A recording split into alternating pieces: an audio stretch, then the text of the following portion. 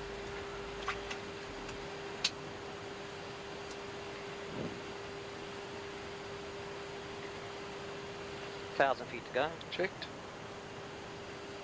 What are you talking about? Oh. But yeah, so, but I think they did use a 767 to Africa at one point, before they had the A350s. And I think that stopped somewhere in West Africa. I can't remember if it might have been Accra, didn't it? It went through Accra, the 767 went through Accra and onto Johannesburg.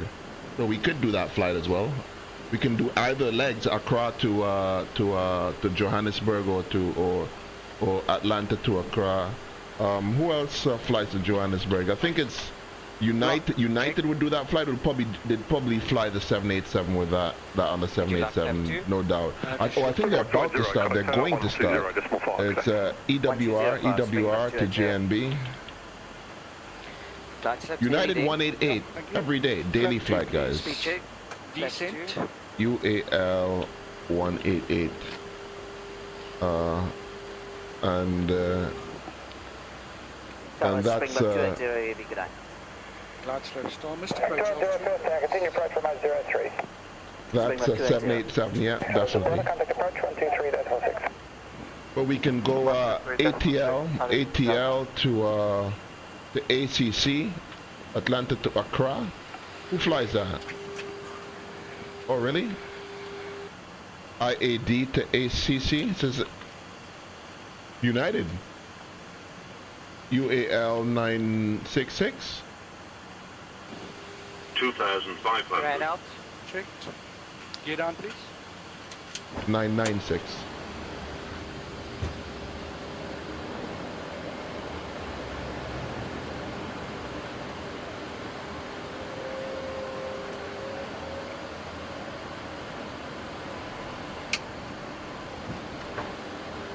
Flap 3, please. Speed check. Oh. Quite a nice view of downtown Perth today. 5 miles now. Thank you. Flap full. Speed check. URL 996. Landing checklist. Landing checklist. The 787 to Accra. Cabin crew. Advised. Well, we can fly 764. We can fly 767.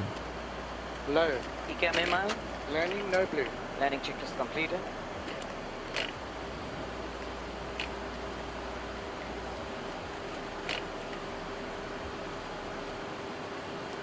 About 280, the wind is 010 degrees 12 knots, runway 03, clear to land.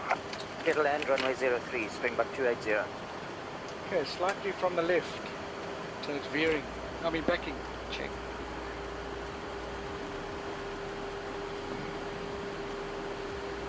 $1,000. Approach stable. Yep. 620 knots over the ground, guys. It's impressive. It's amazing.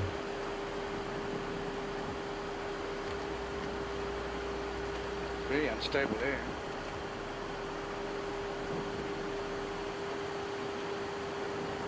Okay, as soon as they land, guys, we're gonna have to start planning our descent, because we are less than 100. We're about 150 miles away from the descent. So yeah.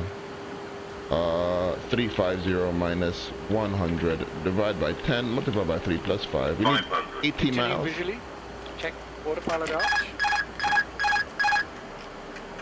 80 miles. 400. 100 above. 300. Minimum. 200.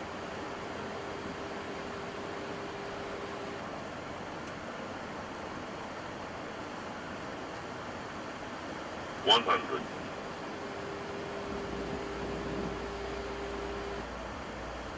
50, 40, 30, 20, retard, 7. 7. Spoilers. Reverse green, decel.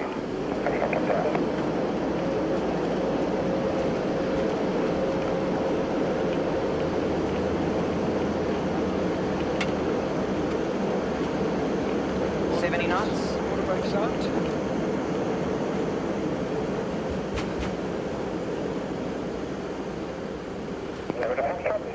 03, line up right. 03, line up white, November Hotel Foxtrot. We're 150 miles, 154 miles from descending, guys.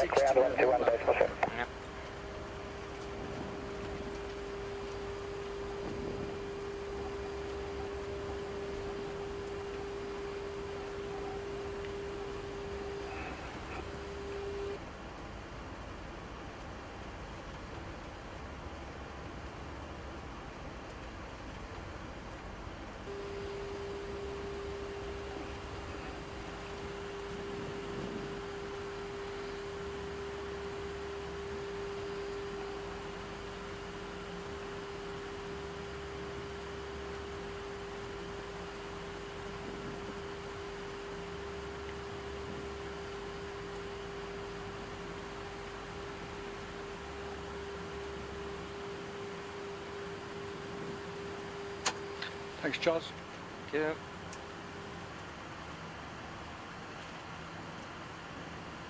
We're gonna need quite the descent rate, guys, on this one. Maybe with the speed brakes open and everything. It is an The 3,300. 300. Check.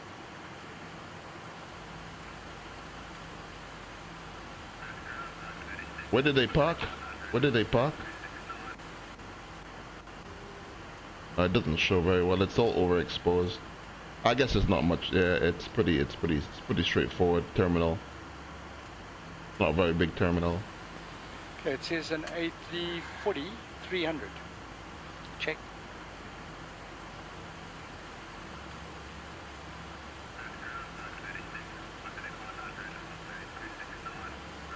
Looks like it's captured us.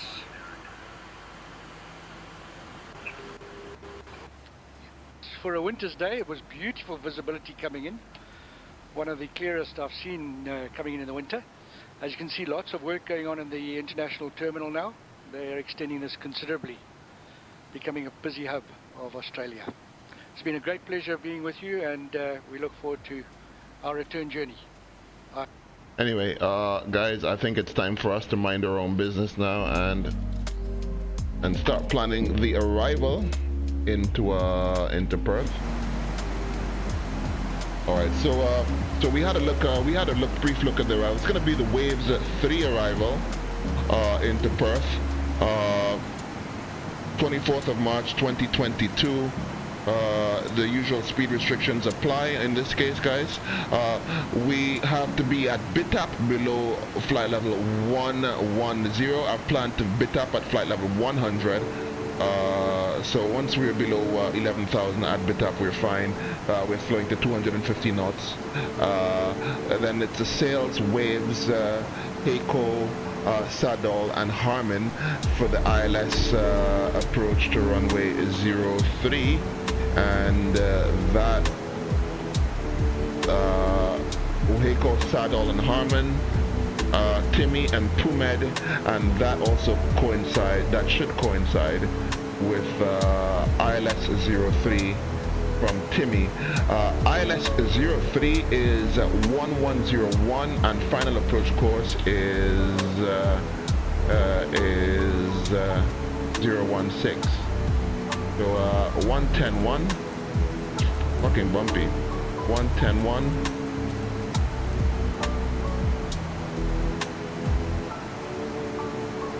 For these big jets, you don't need you try to find the arrival that gives you time to slow down, or basically pick whatever. Well, the arrivals are usually pretty standard quartz. So I think it's not a case of you fit the arrival to suit the jet. You fly the arrival to what the arrival they give you. So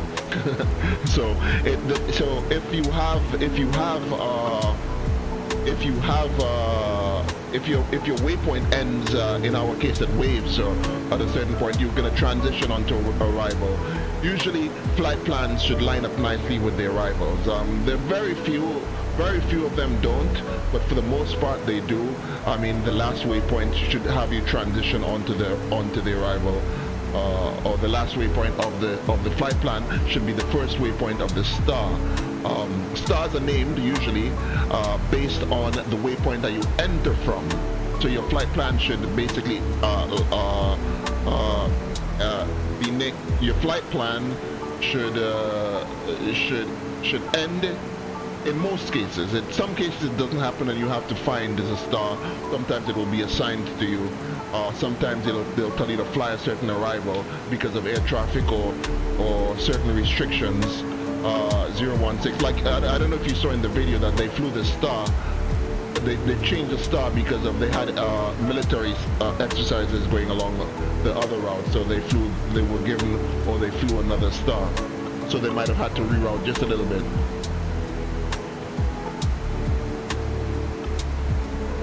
Well, right. In that case, I mean, so usually since the arrivals are usually done based on the airport and not based on the aircraft type. So you have to try to fit that plane onto that profile. So that you know, for some planes it might be fine. For most modern jets, you do have to do some descent planning, especially if it's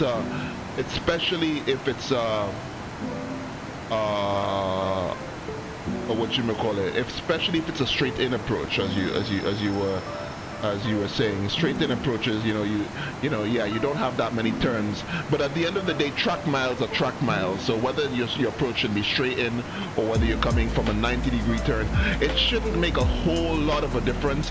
Your descent planning should be the same for the most part in terms of the track miles. You know, with most of the aircraft now, even in flight sim, you have very good VNAV that would put you onto the arrival.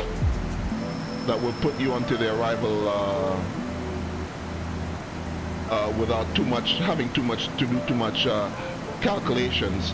With planes like the 747, we have to keep looking at the vertical speed and the track miles. It's usually a 1 in 3 descent. But you know, same planes like the 737, which are quite slippery, or most of the modern jets won't want to slow down.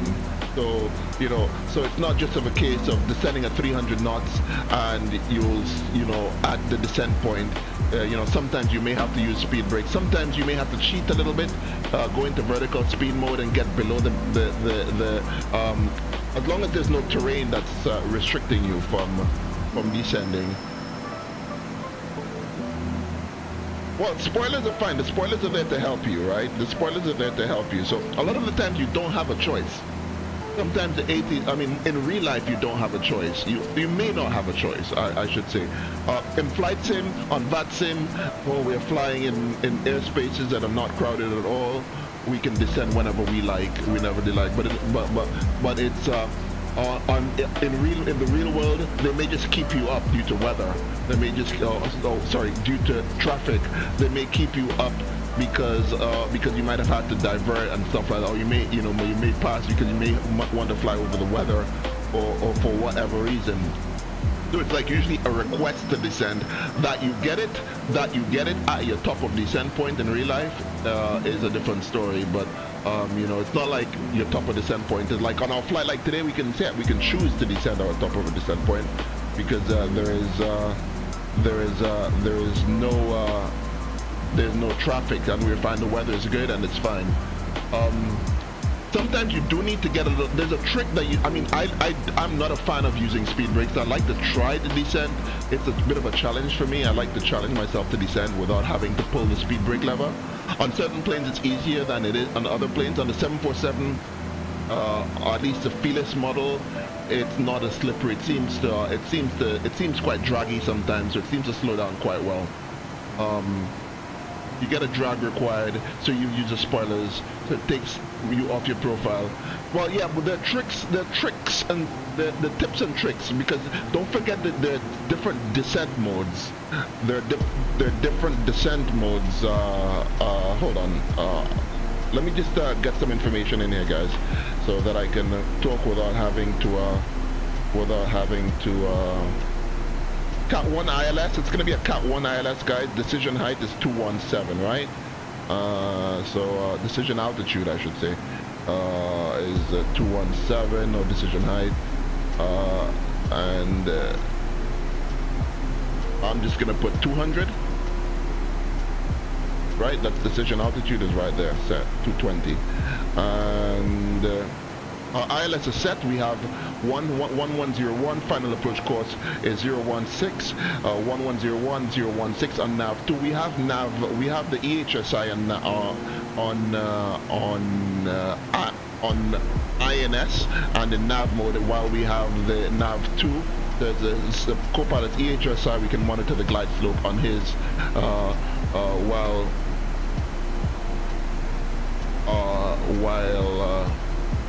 yeah, hold on, I'll talk about that in a minute. I can't really demonstrate on this aircraft too much because we are going to be using vertical speed all the way down. It's a manual VNAV, guys. Looking at our what's the landing distance at Perth? Landing distance is really long runway, guys. Really long runway. Oh no, actually no, I thought it was 3,400 meters of runway. 444 meters. So I guess we can get our landing performance. We can get the sim weights. Landing weight should just be about 263 tons. And I've set our C-speed bugs. VREF flaps 30, 149er, or VREF is 144. So flap 30 VREF plus 5 is 149er. So we can approach at 149er. Let's see. Perth is also very clear. Winds 50 at 9 degrees Celsius and 1017. So 1017, and we said winds are 50 at 5. That shouldn't change too much. And we have 3,400, let's say 3,400 meters of runway. And we've got that from the same 263, 149er, and we've set our speed bugs. Minimum clean is 244, which is VREF plus 100. So flaps 1 at 244. We've got the bugs right here. Flaps 1 at 244. Flaps 5 at 204. Flaps 10 at 184. And then we have flaps 20, gear down, flaps 20, final speed is bugged. VREF is 149er, so it's that last bug over there. We've just updated that a little bit more in the descent. We are 20 miles to go to the descent, guys. I'm gonna bug my altitude now. Flight level 100 is our initial descent.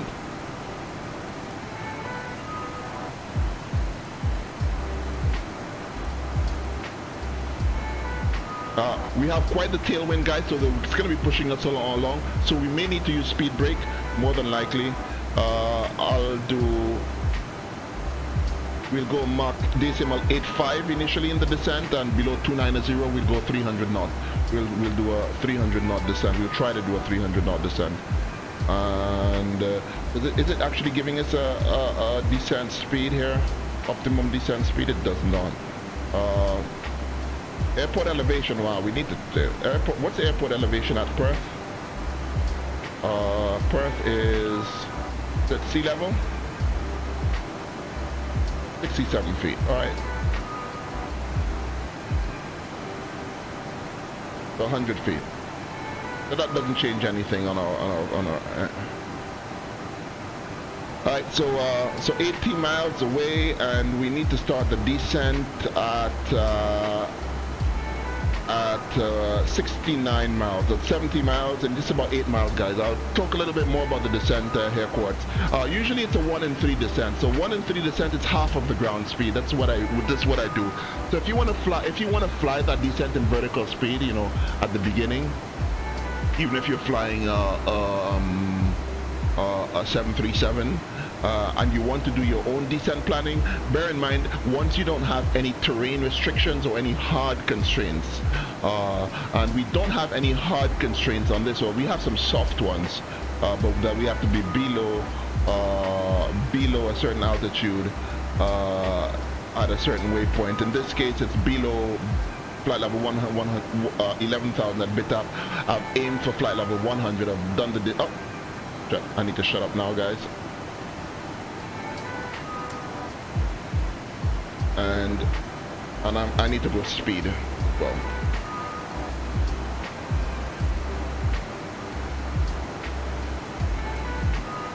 Which one is speed select, guys?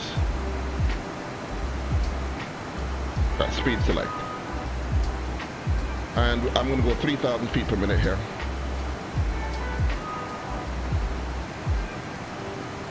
So we have a very high ground speed, so it's gonna be quite the descent here, guys.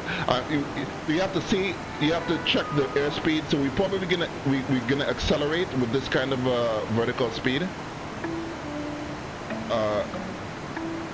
This kind of vertical speed, yeah, 630 knots over the ground, guys. Yeah, so a little bit more than 3,000 feet per minute. Half of the ground speed. So half of the ground speed, and you add a 0. So basically, it should be half of 63 is 31 or 635 is 31 or 31.5 or 3,100 feet per minute, 3,150 feet per minute. We are accelerating. You see the speed's going up, although we've done vertical speed and we've done a Mach hold, so we'd wanna bring out the speed brake just a little bit.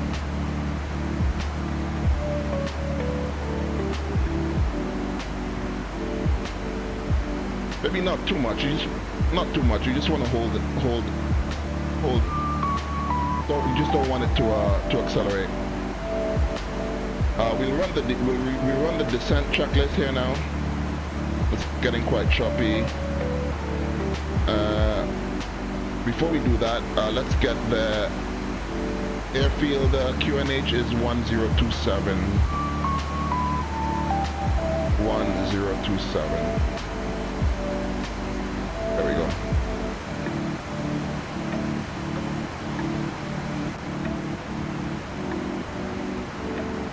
So we need to keep monitoring the track miles. I'm gonna go direct BITAP just so that we can monitor the track miles to BITAP a little bit better. So we have 55 miles. 55 multiply that by 3. 55 times 3. Oh, for fuck's sake. 55 times 3. No. 55 times 3 is 16,500 feet to lose, guys. We're a little bit above the profile. We have 27.4. We actually have 17,400 feet to lose. We probably want to increase that vertical speed just a little bit. And we're accelerating. We can bring out that speed brake again some more. And to get back on the profile. So we just keep looking at the track miles, guys, and we just keep doing our descent. Multiply by 3. So like at 40 miles, we should be at 40 multiplied by 3, 12,000 feet above our platform altitude, so that we should be at 22,000 feet at 40 miles. Alright, so we are 24,000 feet at 40 miles, we should be at 22,000 feet, otherwise we'll just be a little bit high.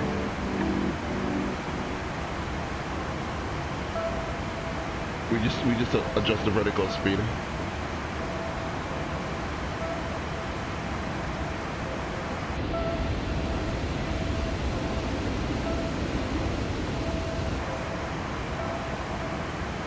$39 miles, 23,000 feet. We're just a little bit high. We're a little bit high. 550 feet per minute. 550 over the ground.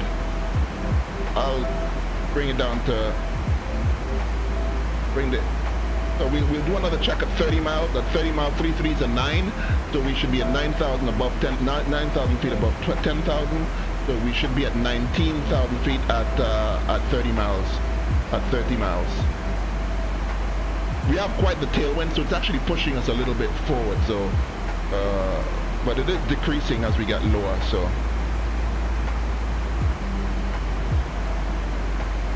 And we are quite fast.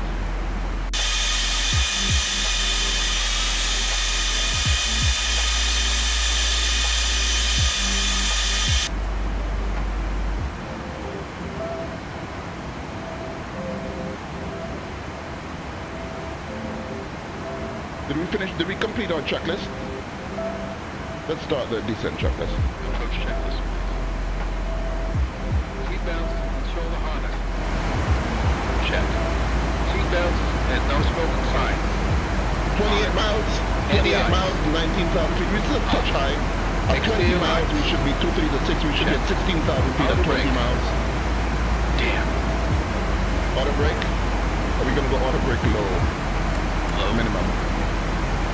Radio INS switches. We're gonna keep them on INS. Damn. We're gonna keep them on INS. Check. Flight director computer selectors. Check. Brake pressure.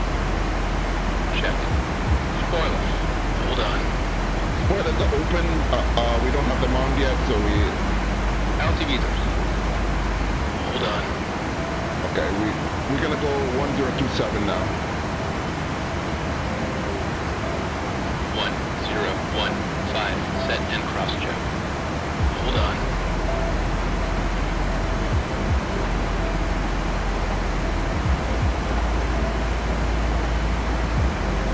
Okay, 20 miles and 20...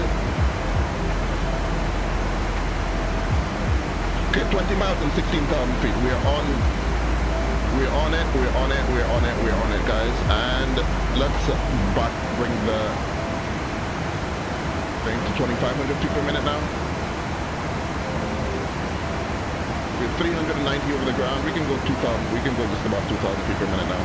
Let's we'll just keep the speed brake open just a little bit. Or we can start closing. And we want 1027, 1027 as well.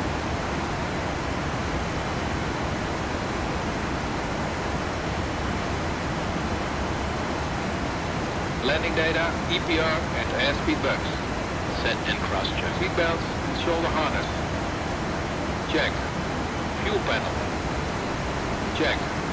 Fuel heat. Let's see. Okay. Okay, at 10 miles we should be at 13,000 feet, right? 10 miles, yeah, we should be at 13,000 feet. So we can go fuel heat, we can turn the fuel heat.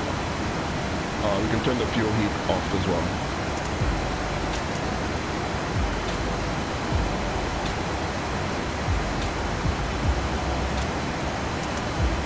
Off. EPR computer. Go around. Okay, we can close this. Cabin health. Check. Arm it. Circuit breaker. Check. 11.3, okay. Approach checklist completed. Let's go a little bit less. Go 1,700 feet per minute now. Half of 33 is what?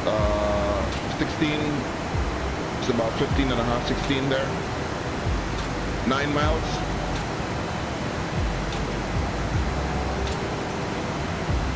We just need to be below 11,000 at that waypoint. So at Bita, we can continue the descent to 9,000 to 9,000 feet. So from 9,000 we have 18 miles, 18, 3 and 7. 18 plus 3 plus 7, 28 miles times 3. 8,400 feet.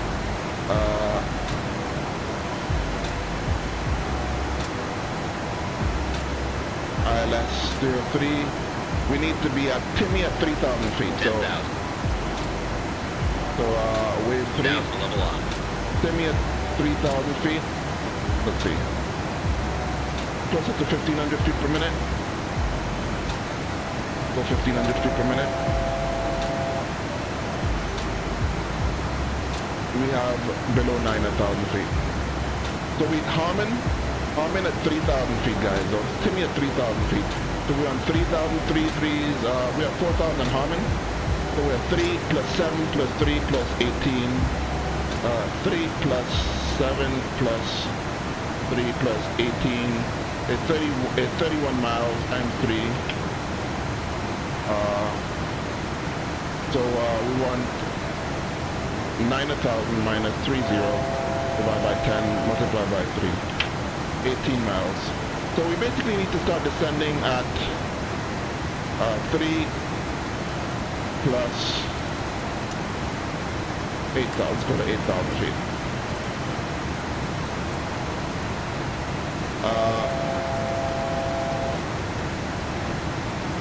About 250 knots, guys, we're speeding.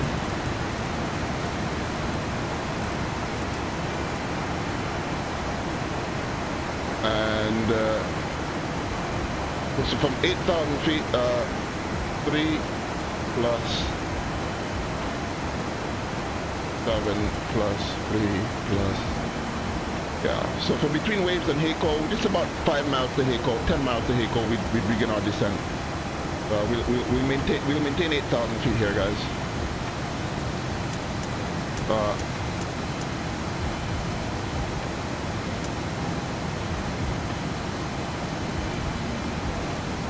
And we have sails below 9,000 feet. Okay, 2 miles, we're below 9,000 feet of sails. So we basically have 6,000 feet to lose to get onto the final approach. Timmy at 3,000 feet, guys. So you know, it's a lot of descent. It's a very fast descent before landing on the star. Get us down quite low quite quickly. So we'll maintain 8,000. We'll maintain 8,000 for a bit. And so 16 miles at 3,000 feet. What's that? We said 3,000 at Timmy, so we need 6,000 feet to lose. And at 6,000 feet, how many miles do we need for 6,000 feet? 6 divided by 3 is basically what, 20 miles? Yeah, 20 miles, literally 20 miles. 20 track miles, I should say, right? So 20 minus 3 minus 7 minus 3. Okay, 7 miles before Hayco, I think. Alright.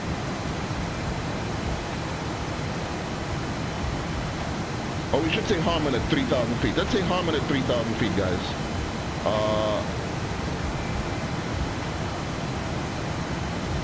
20 minus 7 minus 3.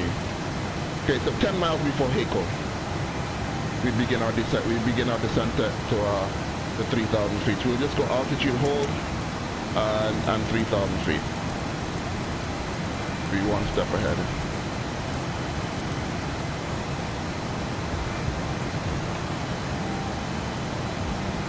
We have the Australian coast just up ahead, guys. That's the island that they were talking about, isn't it?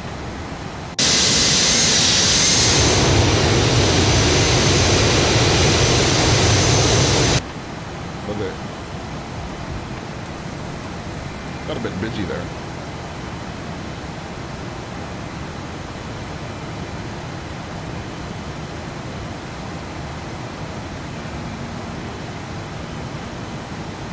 So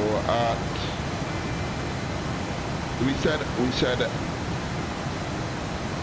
10 miles to Hayco, we begin our descent.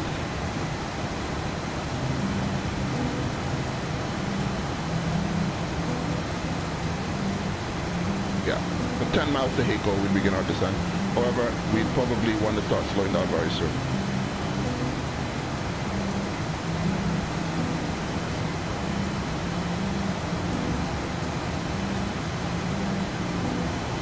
The 2 miles to Waves. There we go. They're at Hayco.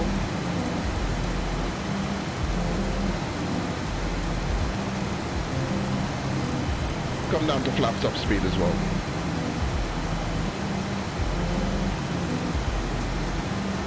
Flaps 1 speed. The minimum clean.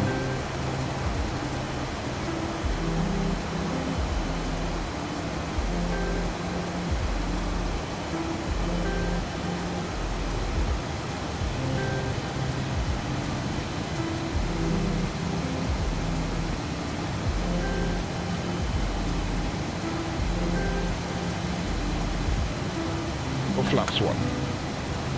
Flaps 1.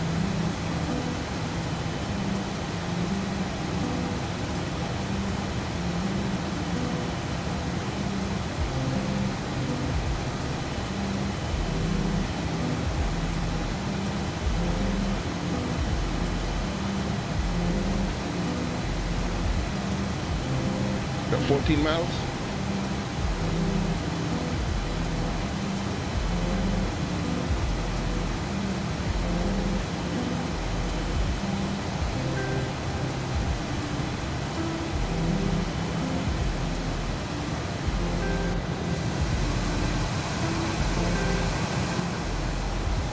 Those flats. You can also have a look at the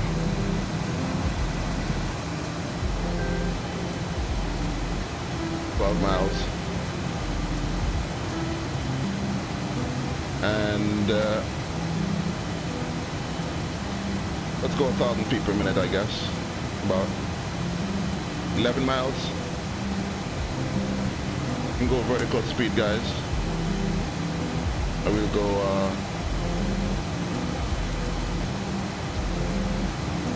it's about 1,000 feet per minute there.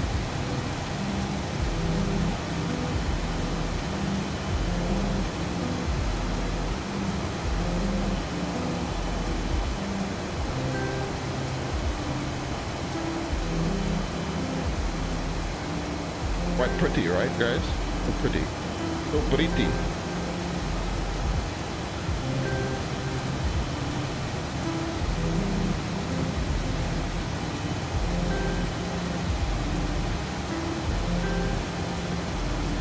Let's go 100 and let's go flaps 5 speed as well.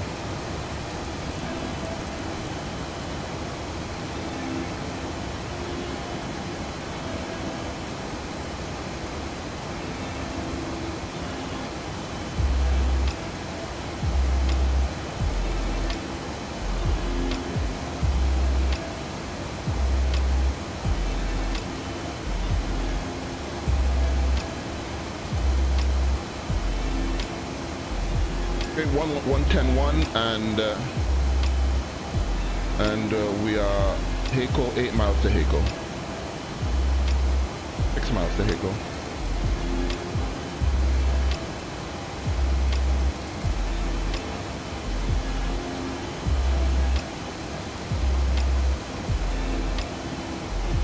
Missing. I think we need some city or some.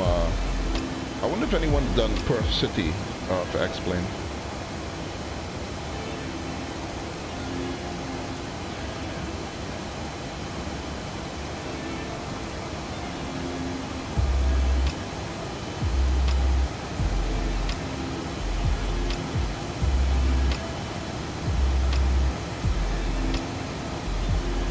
Okay, we are 2,600 above the platform, guys, and we go 190 knots.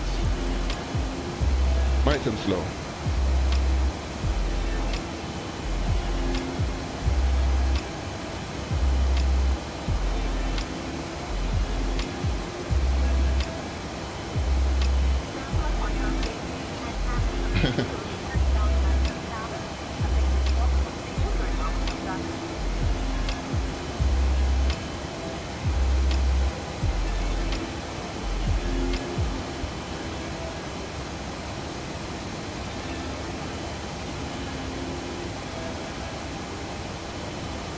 There you go.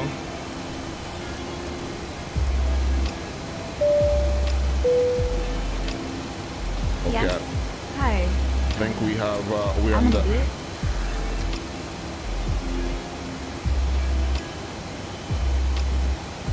I'm gonna go radio. So we have the localizer, guys. We have the glide slope as well. I'm gonna go flaps 10. Flaps 5. There's a flaps 5. Jeez, down it to level off. 1-5.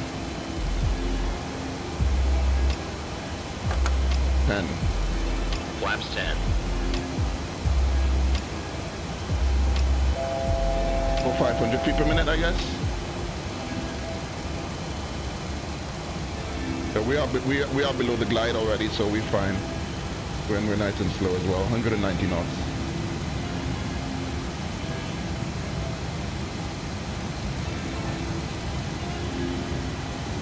Go Warlock.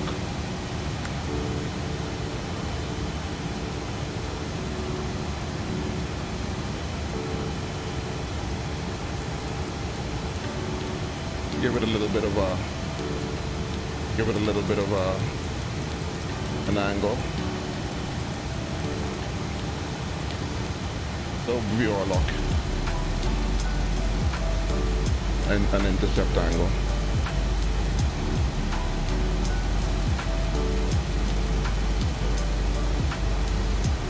A little bit easier for it.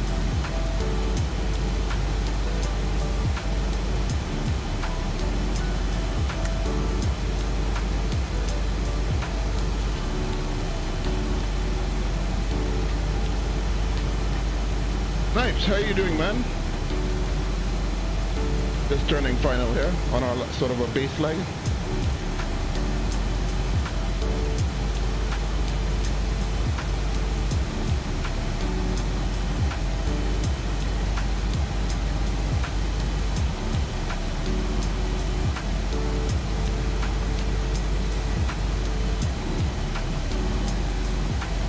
This Qantas 10. Oh shit, I need to get on the radio, guys.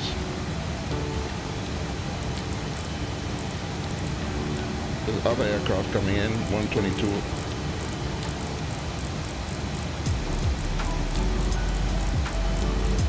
Fuck's sake. It was at this moment that he knew. He fucked up. Come on, ILS. Oh no, we're cutting it close, guys. We're cutting it close. इस विमान में 2 द्वार हैं जिनसे मैं कूदना चाहती हूँ क्योंकि मेरे मॉडलिंग करियर की बम्बू हो गई है. I hate my job.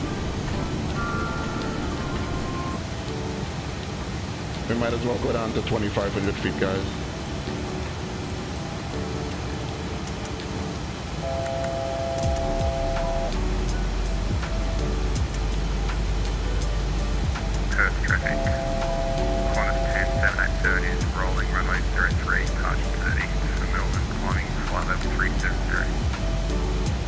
Perth traffic, Springbok 280, turning final, runway 003.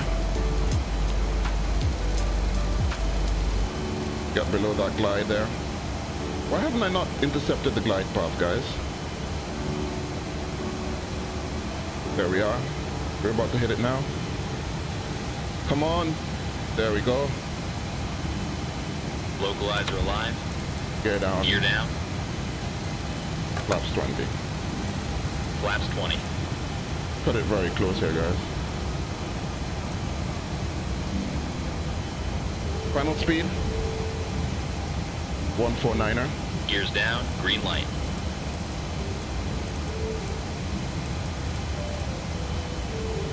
Flaps 25. Flaps 25. Landing checklist. Gear. Flaps 30. Down and check. Down and check. Flaps 30. Flaps. Flaps 30. Flaps 30. Ignition. Flight start. Anti-skid. Check. 3,000 feet with approach altitude set. 1027. Set and cross-check. Landing checklist completed. My director off.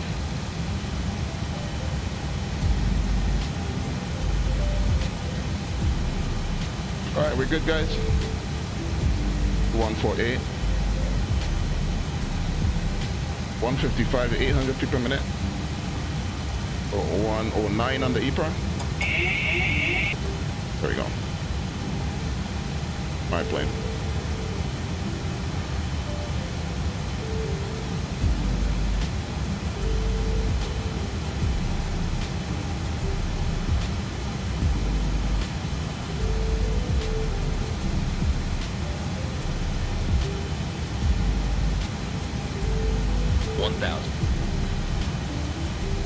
Back, cable.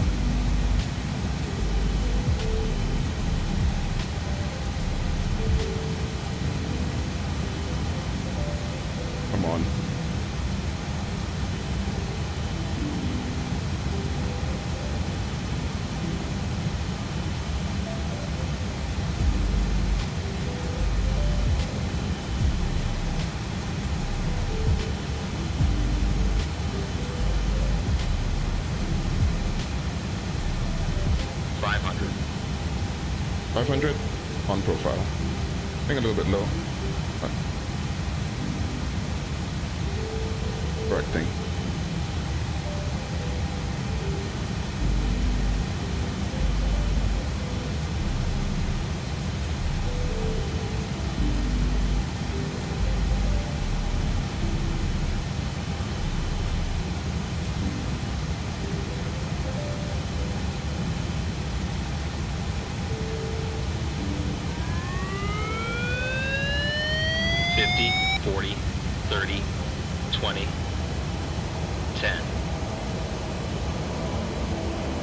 Come on. A little bit to the right of the center line, but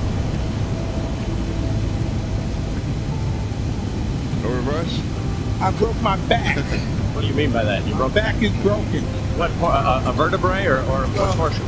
Fucking, where's my reversers, man? Why are my reversers activated? Auto brake off. Manual braking.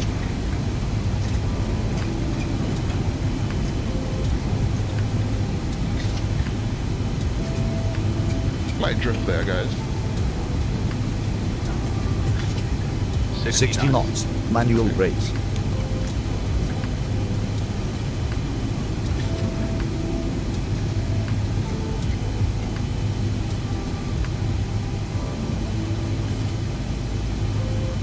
There we are.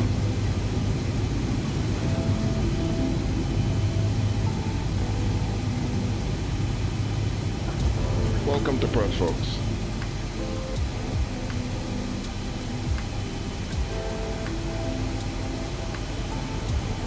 Also, I know you're staring at my tits. I hope you get fucked by a cactus. Thank you for listening.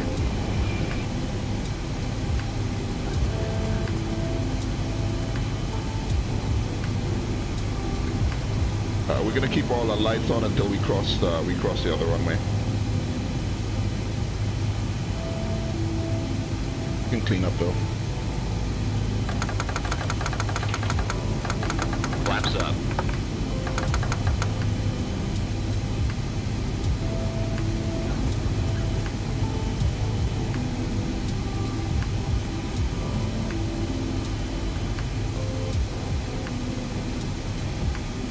I hate the brakes on this plane.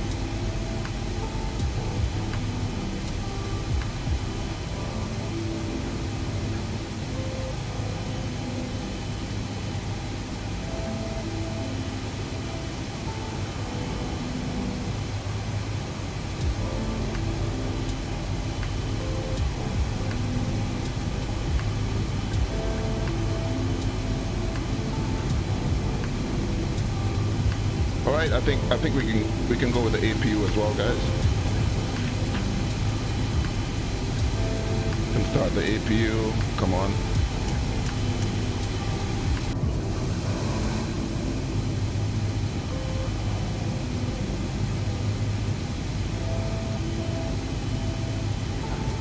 APU can come on. Fuck's sake. My mouse, guys, my mouse. Area. APU is on. Trim 7 units.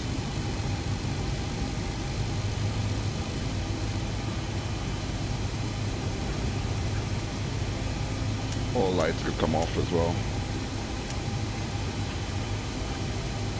Don't need a taxi light either. We don't need the strobe light.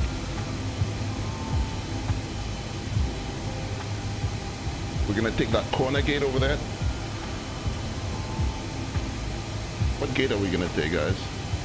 Cargo jet in Perth. This being a default airport, guys, we're gonna get SAM guidance to park.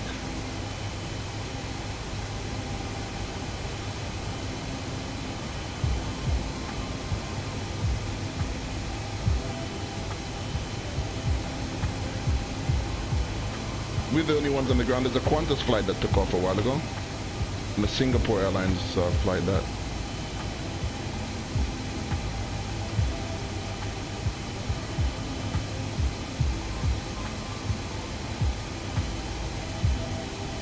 What gate do we go to, guys? We'll go down to the corner gate.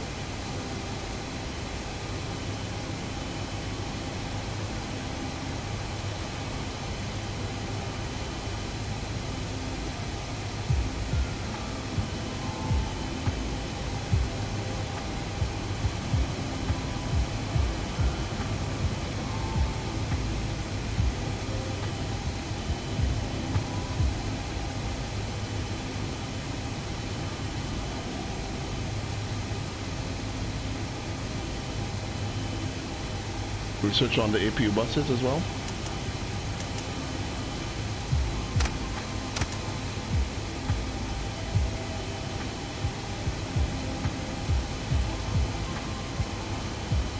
JW in the house.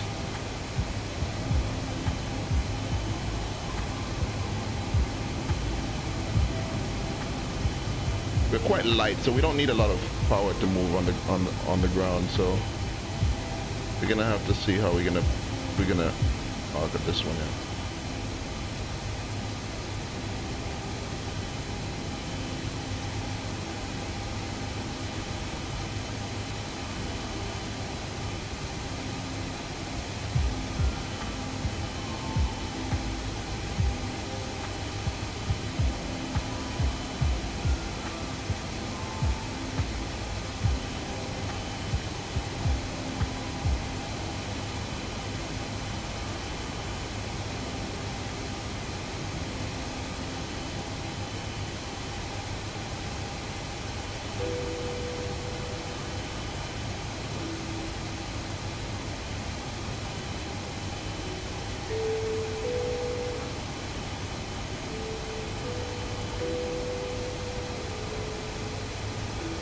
Well, we have no SAM. Oh, look at these. These jetways don't work, for fuck's sake. Oh, none of my jetways are working. Look at that. All my jetways have gone bad.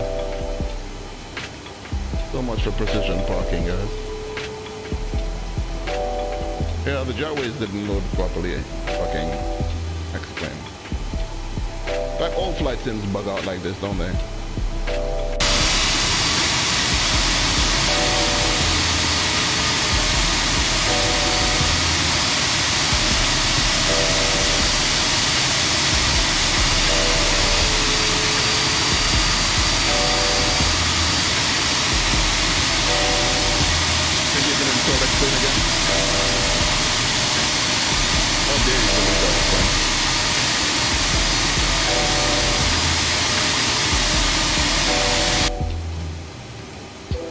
I think we can parking brake set. We can set parking brake here.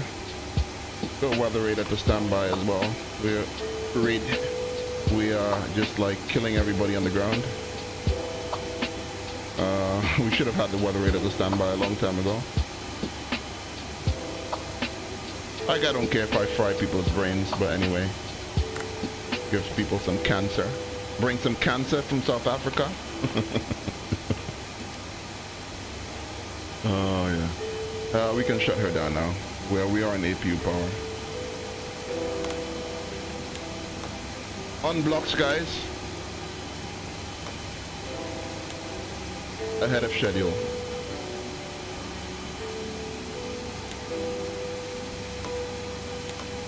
For fuck's sake.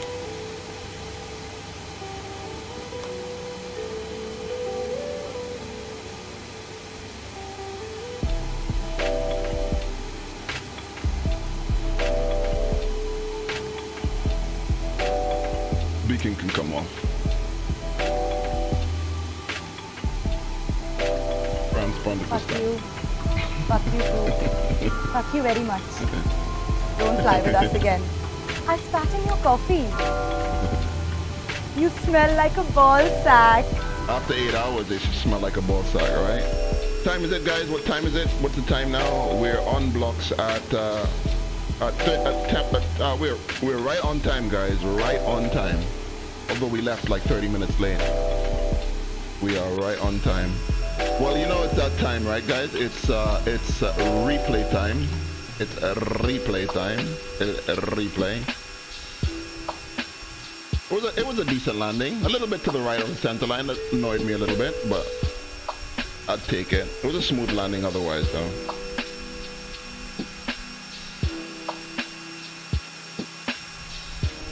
We'll do the whole. We'll replay the whole arrival as well. So, go shift 5.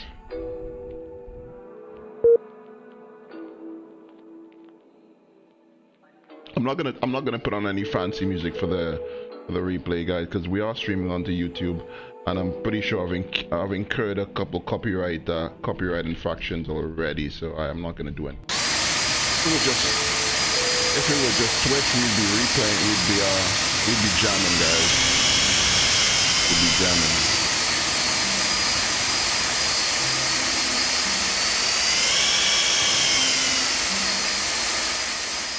60 knots, manual brakes. 80 knots.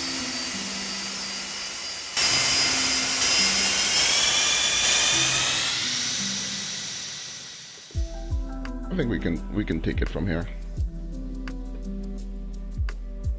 We can take it from here. We can take it from here.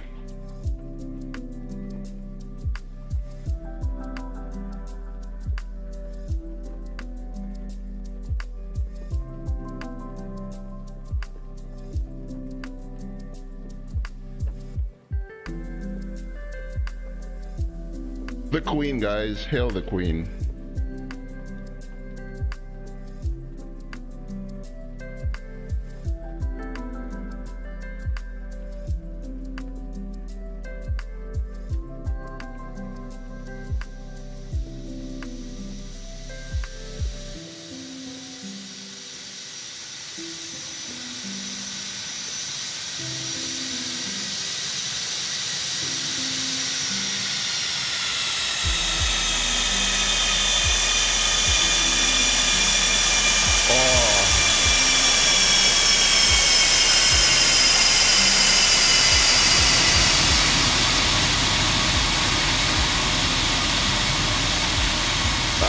That was very, you know, I can't believe it was butter. I can't believe it was butter, guys.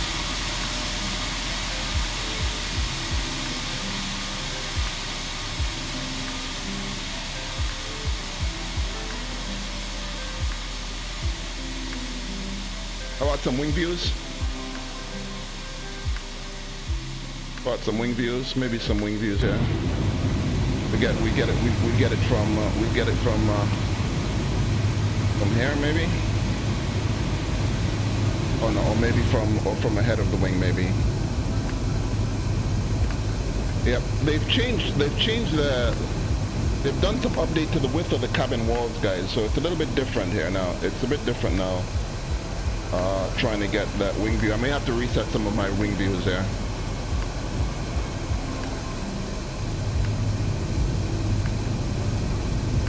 $60 knots, manual brakes. 80 knots.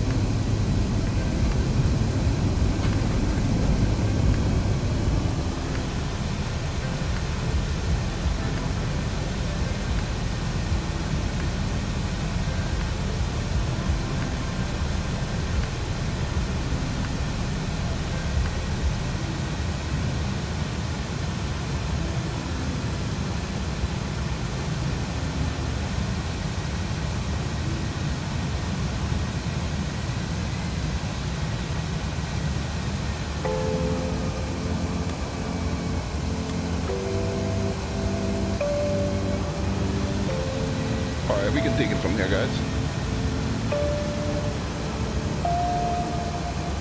We can have this view, or we can have this view here as well. Yeah, the views are not that great, guys. The views are not that great. They've made the cabin wall so much thicker. Thicker than a Snicker.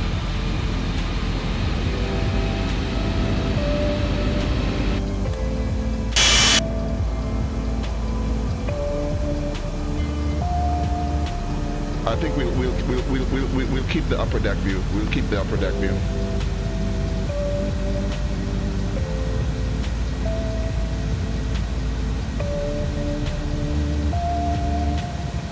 I'm no longer the bouncing. I'm no longer bouncing this plane. I know, right? I haven't done a proper bounce landing in a while, haven't I? I did a bounce landing on the Mad Dog at Heathrow. The Ryanair mentality was bait and switch. I know, guys. Sorry. I haven't done a proper smasher. You know, I used to smash him before, a bit more before, but I tend to land them quite smooth. I don't know. Not that I aim for butters, you know. You know what my view is on having buttery landings all the time. Let's get a little bit closer to the window here.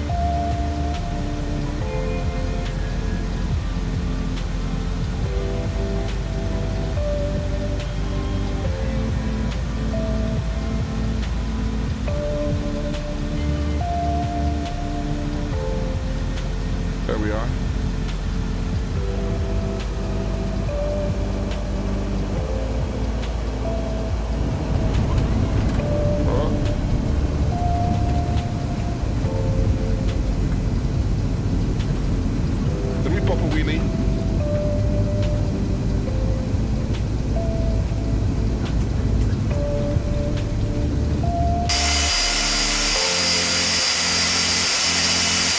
Let me pop a wheelie.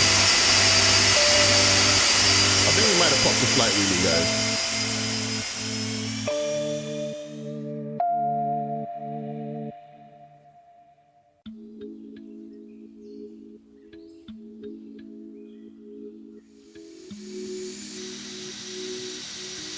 Might have popped a flight wheelie here.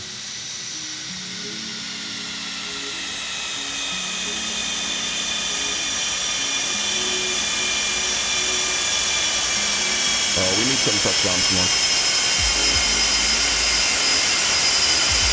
We didn't pop a wheelie. We just kept the nose flying for a bit.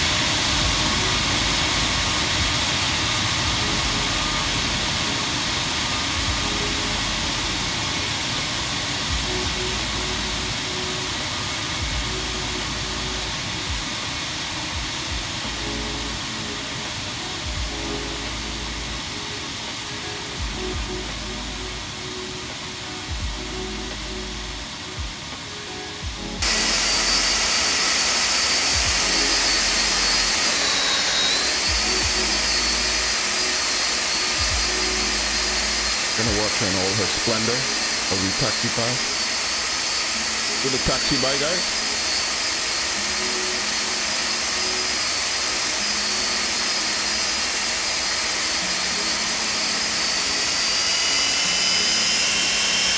Let me just turn the volume down. I don't even have. You should hear. You don't hear how loud this aircraft is, guys, on the stream. You don't get the loudness because I have it capped off. You don't get the full loudness. Adnas, how you doing, man? Yeah, right. Am I doing the return now? No way. We probably do it next week. We probably do the return next week. The return is longer than the outbound flight. We just came in. We just flew 8 hours. So no. The stream is coming to an end. Unfortunately. I've been streaming for just over 10 hours, 10 and a half hours. How are you doing? Thanks for coming in, man.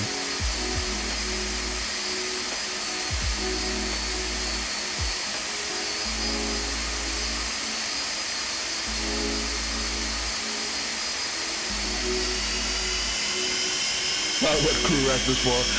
That's a layover. That's not rest. That's a layover. That's a 1 week layover in sunny Perth, man.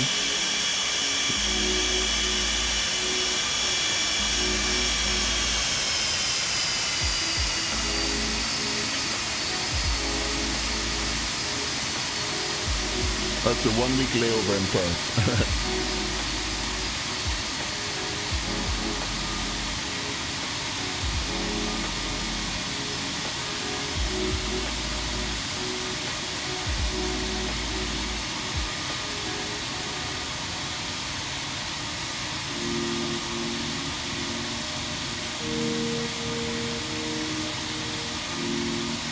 And somebody just flying QF.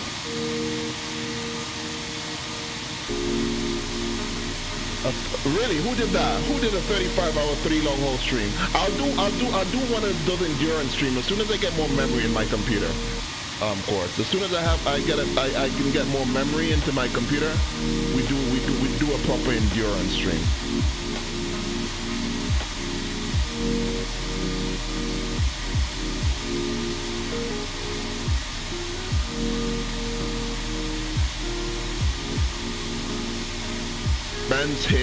Ben's Hagar. Is that on Twitch or on YouTube?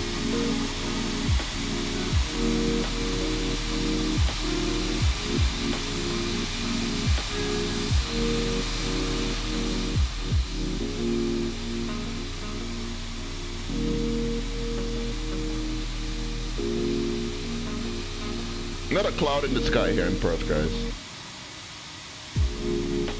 All he does is long hauls. Really? I'd check him out. I'd definitely check him out.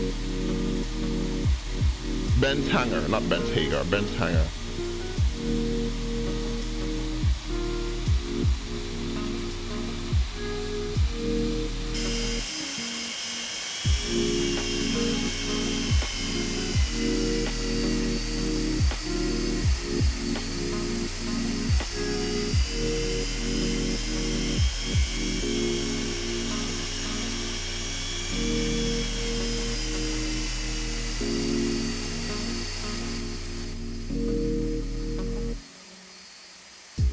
Look at this gorgeous bird, guys. What a gorgeous bird, isn't she?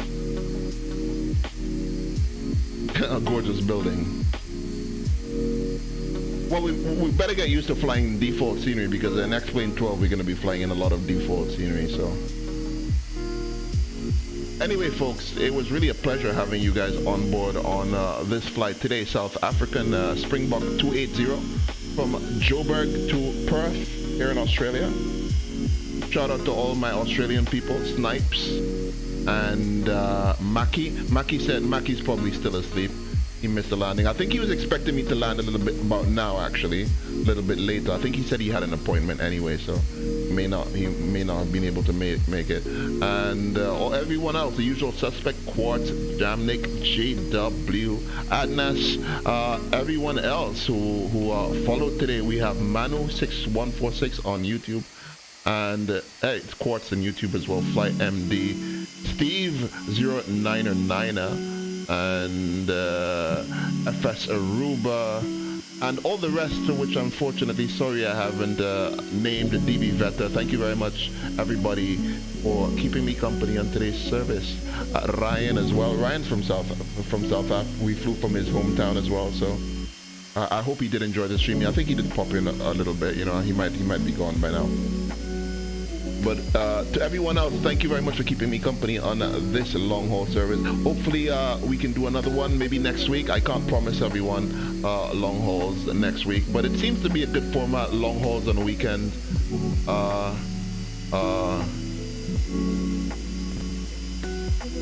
The add-ons won't carry over. I don't know. I don't know if they will be immediate. I'd imagine they would carry over, Quartz. But I'm hoping for the best, but expecting the worst. Because don't forget, X-Plane 12 has got a whole bunch of new tarmac textures and so on, and maybe a lot of new extra polygons, so effects. So I'm not that confident that the current sceneries would be automatically ported over with all the effects. They might look like X-Plane 11. We might not get a lot of the effects that you would want in X-Plane 12 with the add-on airport straight out of X-Plane 11. So we're probably gonna have to wait a little bit until people start to convert sceneries and so on and so forth. You know, to actual proper X-Plane 11 X-Plane 12 standard. Just like, you know, you have a lot of sceneries in X-Plane 11 for X-Plane 10, so that's still working X-Plane 11, but don't look, you know, look a bit, you know, for the X-Plane 10 polygon system.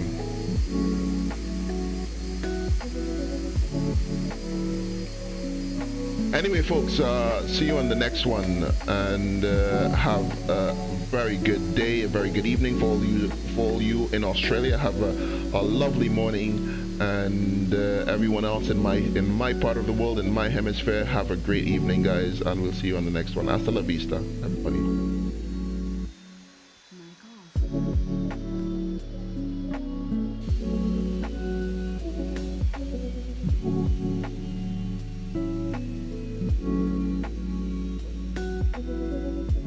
Ciao, ciao.